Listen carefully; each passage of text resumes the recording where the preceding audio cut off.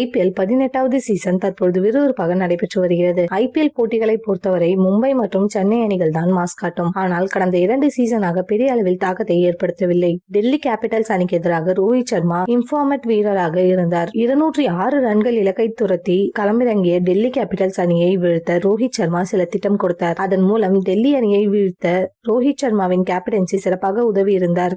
இதனால் ரோஹித் சர்மாவை மீண்டும் கேப்டனாக நியமிக்க வேண்டும் என ரசிகர்கள் கோரிக்கை வைத்து வருகிறார்கள். ஹர்திக் பாண்டியா வீரராக சிறப்பாக செயல்பட்டாலும் அவரை விட கேப்டன்சியில் ரோஹித் சர்மா தான் சிறப்பாக செயல்படுவதாக ரசிகர்கள் கூறி வருகின்றனர். இந்நிலையில் சமீபத்தில் சாய்பாபா கோவிலுக்கு சென்ற மும்பை அணி உரிமையாளரான நீதா அம்பானியிடம் ரோஹித் சர்மாவை மீண்டும் கேப்டனாக நியமிக்க வாய்ப்பு இருக்கா என ரசிகர் ஒருவர் கேட்க அதற்கு பதில் அளித்த நீதா அம்பானி எல்லாம் சாய்பாபாவின் ஆசி என கூறிவிட்டு சென்றார். இது தற்போது இணையத்தில் வைரலாகி வருகிறது. IPL 18வது சீசனில் மும்பை இந்தியன்ஸ் அணி குறைந்தது 5 வெற்றிகளை பெற்றாக வேண்டிய கட்டாயத்தில் இருக்கிறது. மும்பை இந்தியன்ஸ் அணி அடுத்த 20ஆம் தேதி சென்னை சூப்பர் கிங்ஸ் அணிக்கு எதிராகவும் விளையாட உள்ளது என்பது குறிப்பிடத்தக்கது.